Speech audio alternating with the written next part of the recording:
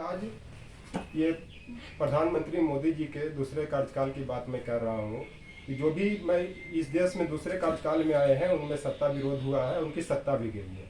इसे जवाहरलाल नेहरू का जो थर्ड कार्यकाल में जो 1962 का जो टाइम आता है, तो जवाहरलाल नेहरू के कार्यकाल में ही चाइना का युद्ध होता है, उसमें भारत की हार होती है, उसके कारण सफोकेशन में उनकी डेथ हो जाती है।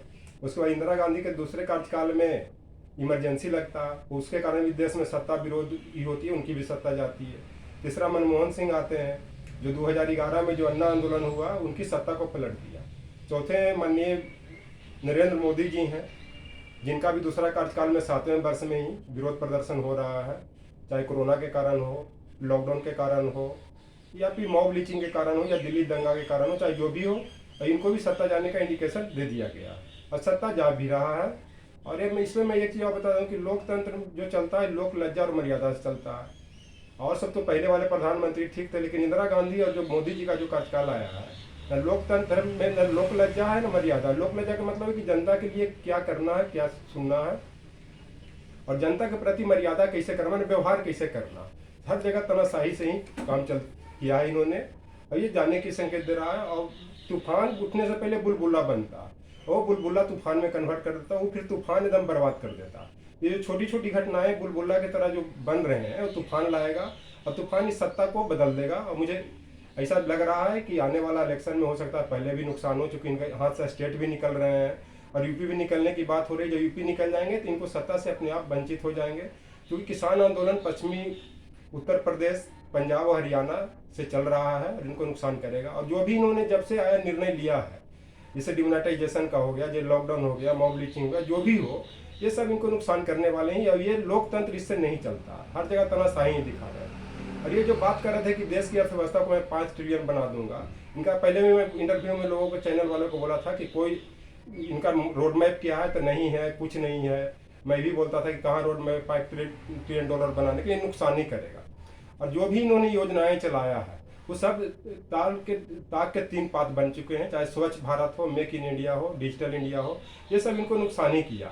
और रह गई इनके बाद कुछ जो कार्यक्रम रहा, जैसे अनुच्छेद 370 35 से हटाना, 3 तलाक या अयोध्या मुद्दा, ये सराहनीय काम है, इसको मैं भी कहता हूँ, क्योंकि बहुत दिन से विवादित था।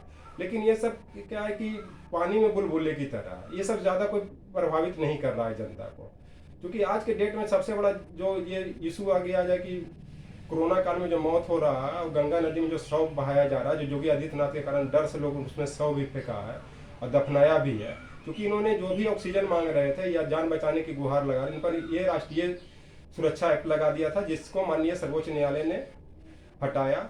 इसी कारण वहाँ पे मुझे लग रहा है कि यूपी में सत्ता से योगी आदित्यनाथ को हटाएंगे, कोई दूसरे मुख्यमंत्री को बनाएंगे और इनको लाएंगे ताकि सत्ता वहाँ बरकरार रहे। लेकिन मुझे नहीं लग रहा है कि यूपी भी इनसे संभलेगा, क्योंकि आप देख लीजिए, बंगाल हो, चाहे असम हो, चाहे केरला हो, असम में भी हैंग कर गया, कोलिजन गवर्नमेंट बनाए, बाकी और स्टेट की बात जान ही रहे हैं, और धीरे धीरे इनके हाथ से निकलते जा रही है।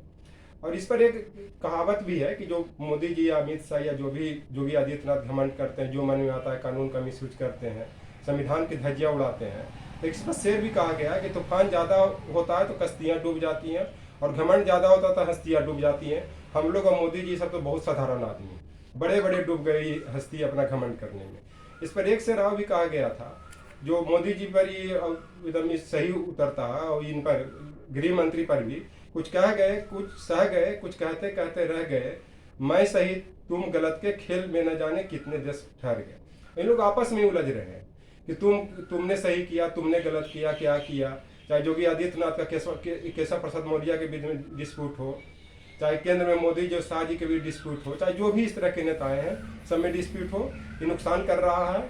और मुझे लग रहा है कि जिस तरह से 3 प्रधानमंत्रियों की सत्ता में परिवर्तन आ गया, हालांकि जवाहरलाल नेहरू के टाइम में तो फिर लाल बहादुर शास्त्री उसी पार्टी के बने, कारण कि उस समय तब एक ही पार्टी था, उतना मजबूत नहीं था और वोट भी कंसोलिडेटेड होता था। उसके बाद देख लीजिए कि इंदिरा गांधी के सत्ता पर घमंड की, तानाशाही दिखाई, तो सत्ता परिवर्तन हो गया।